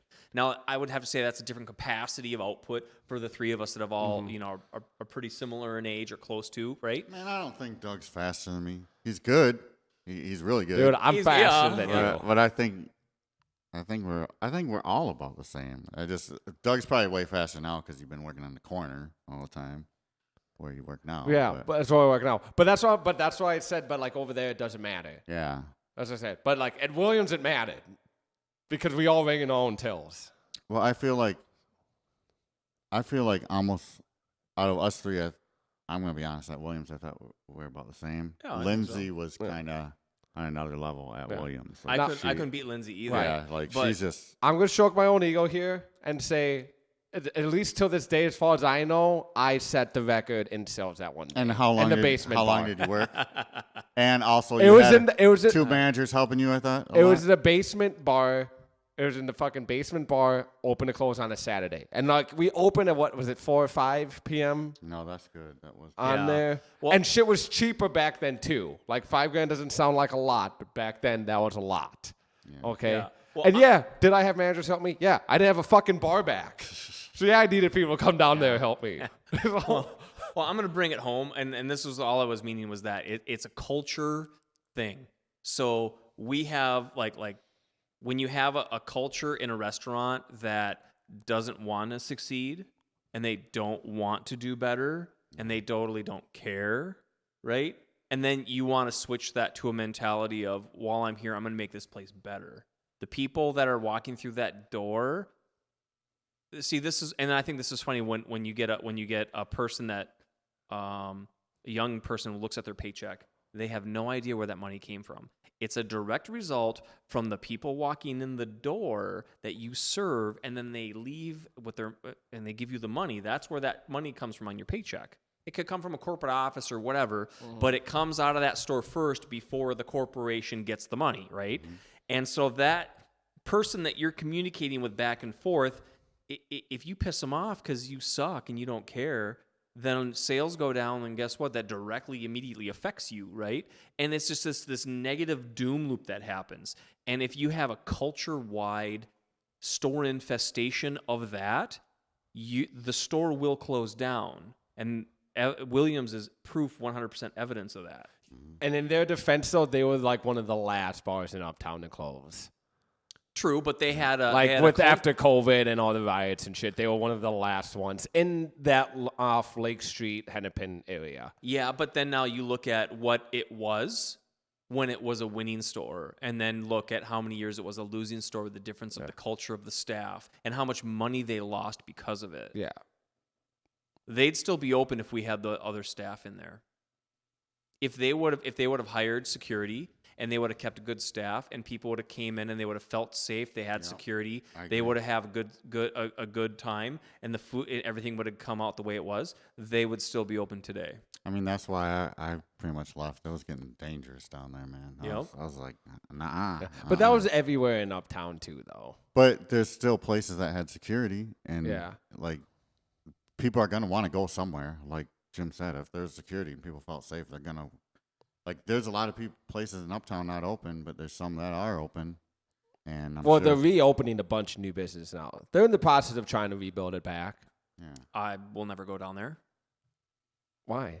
Why? Yeah. Why would I want to reward a city that self-demolished itself on purpose and still thinks that that's a winning recipe? But wouldn't you want, even I agree with you, it did self-demolish itself. And it's playing a victim. No, I don't think they're playing the victim. I think all the businesses, I think it's just the cycle. Like, it's almost like the cycle of life. Yeah, got self-demolished, everything closed down. Now you have new investors, new businessmen that see all this real estate that's up for grabs that used to be very popular and trendy at one point in time, and now they're trying to revive that and bring that back. I get it, but you're doing it the wrong way. You're not like... I agree. You're not like, what did you say? Rewarding the city for being self-demolishing. It's just, I think this is the constant cycle, especially in the nightlife and restaurant industry. How often do places close down and a new place reopens? That's the popular, trendy place. Yeah, but that's, I see where you're coming from, but this was like a big shift. Like, usually it's just like one or two places. They shut down, some new place comes in. At least that keeps the area hot. So people go to the other place, and then they start going to the spots they know.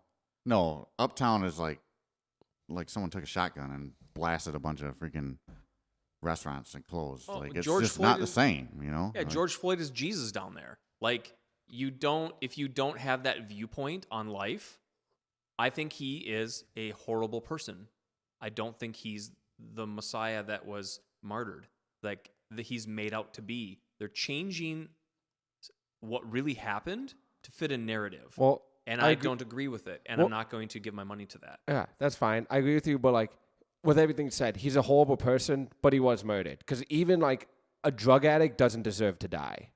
No, I agree. You know what I mean? I agree with you. Like, he did some fucked up shit, horrible shit. I don't agree. He was a piece of shit. When you look at his rap sheet, yeah, he was. Mm-hmm. But even with all that, he didn't deserve to get murdered or killed the way he did. I agree. I 100% agree with that, and I completely agree with how certain groups of people feel about things. I can understand that, even though I'm not a partake of that ethnicity, right? I completely I understand what that could be like. Or I could, maybe I don't individually know because I'll never be able to know. But at the same point in time, I have the physical and mental capacity to be able to comprehend and partake of and understand, because I have also been a part of an excluded group too. So I can somewhat comply with how that would be like, right? Mm-hmm. So now with that information there, why was it necessary to go to the lengths that they went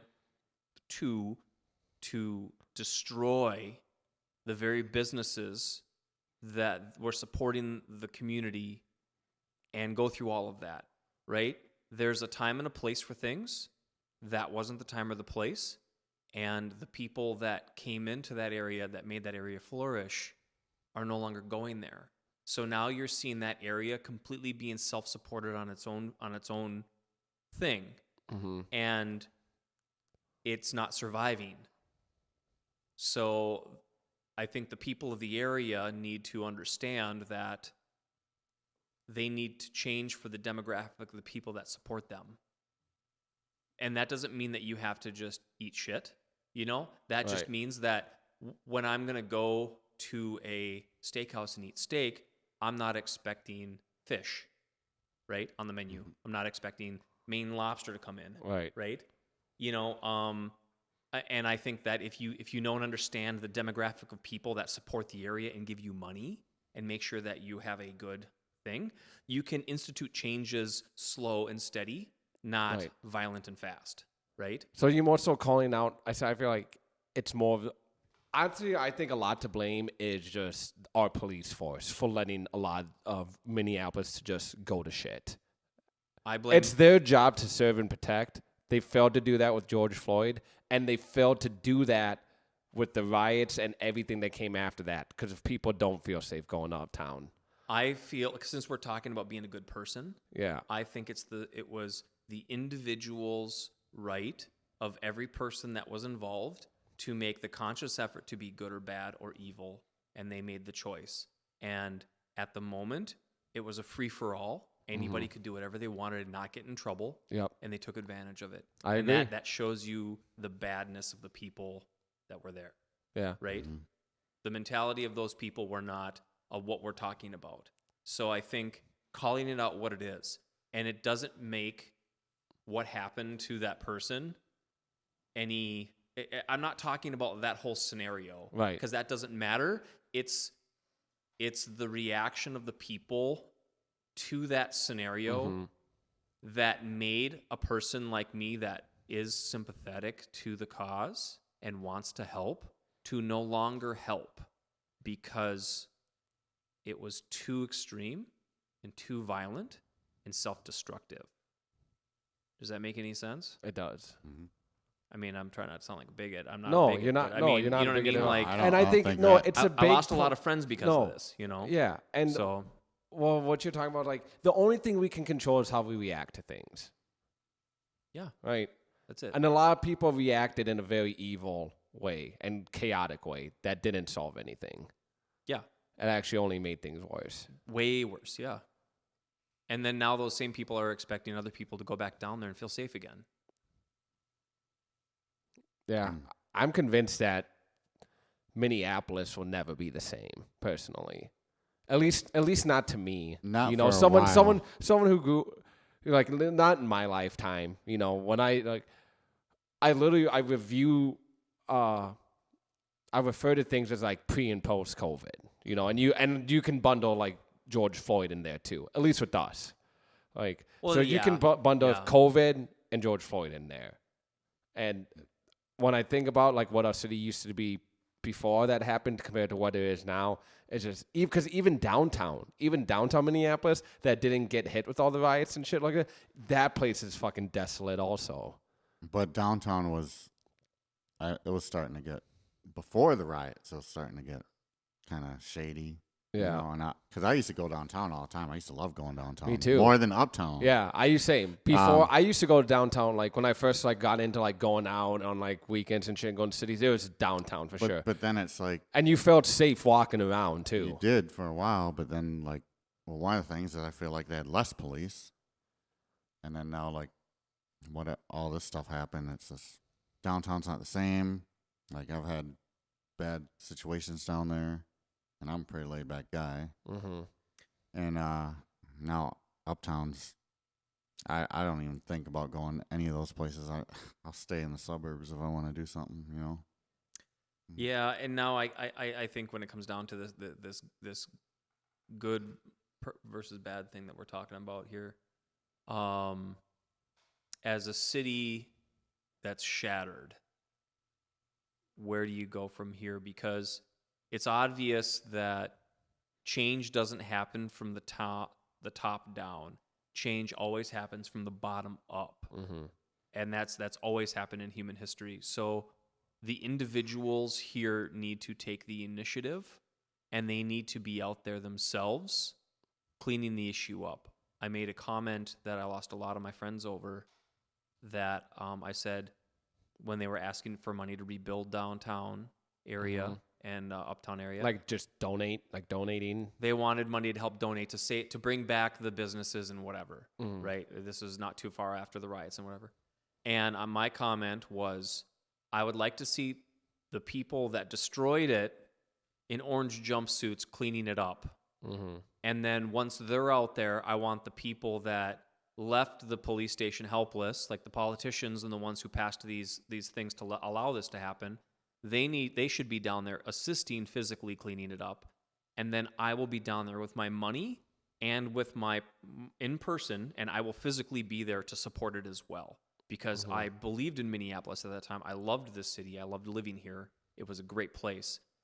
But you should have seen the hate that I got for that comment, because it was just talking about people to be accountable, and the change will happen from the bottom up, not the top down. Right. But people are too lazy, and they're not doing that right now.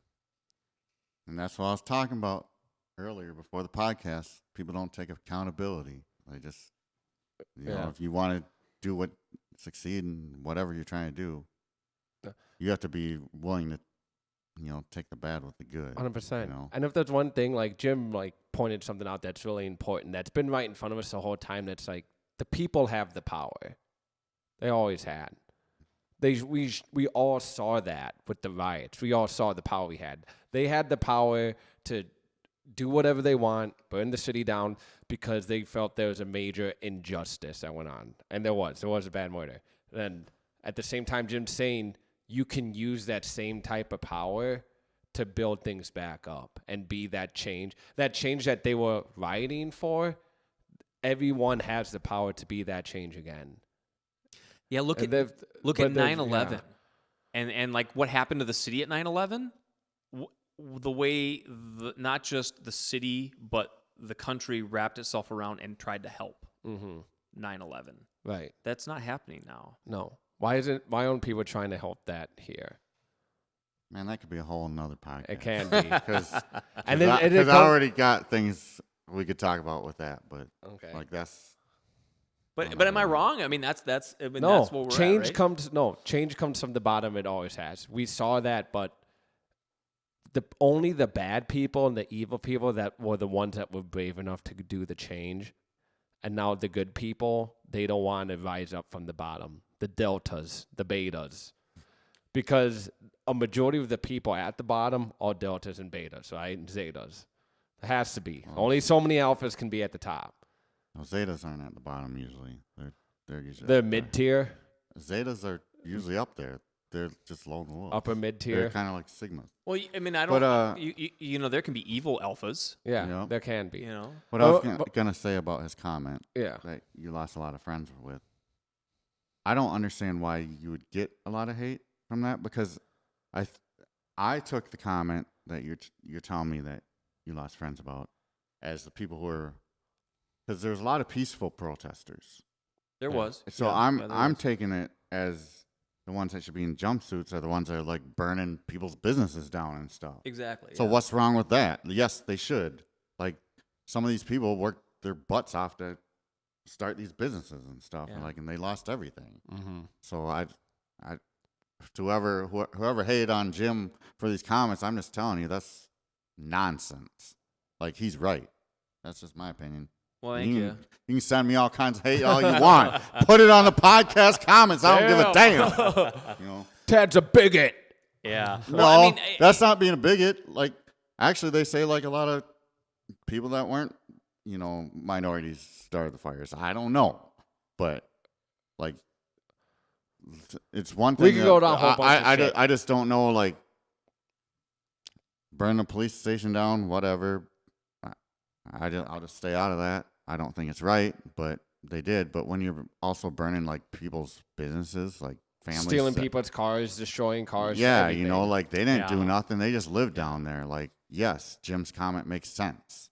Yes, those people should be in jumpsuits. Yes, they should be cleaning up the place. I'll say it 3 more times if you need it.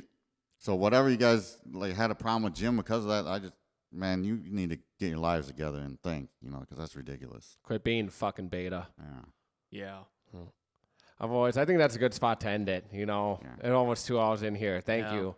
I think the most important things like we can take away without it was just perfect. Just you said at the end, Jim, like change comes from the bottom. And I think a lot of people really realize how much power we have if we all come together. We only come together to do destructive, bad, and evil things. So just imagine if everyone at the bottom came together to do something good and positive, the impact that it would have. Yeah, we need that. We do. Anything else, boys? Last words? Tad, you got anything about those fucking dudes that need to go talk to their wife? I do have something to say. This is like, we shouldn't end the podcast like this, but change does not always come from the bottom. You need to have good leaders for them, people to like surround themselves around. I think it comes from both ways, because I can see where Jim's saying it comes from the bottom. But if you have a shitty leader that's teaching you like the wrong things, you know, it trickles down. That's how I feel. I think that's what you're saying. You need a good mentor to aspire to. Yes. Yeah. So you do have to have, and I agree. Like you know, like there needs to be someone to aspire to be, but at the same time, the masses are the ones that initiate the change for themselves. Yep. Okay. Yep. When you explain it like that, yes. Yep. Yeah. Okay. Okay. Jim, Sorry, I just no, had to, you're I good. just No, had to that's say a good that, way. you know? I would say, Jim, anything last thoughts, statements before we sign off? I'm good. Yeah. Dude, thank you for coming here, dude. It's been a while. It's been a It was while. fun, dude. Yeah. Hell yeah. We should do this more often. We should. I agree, and we definitely will. And one last thing, I choose Doug Life. Doug Life chose me. Peace. Peace.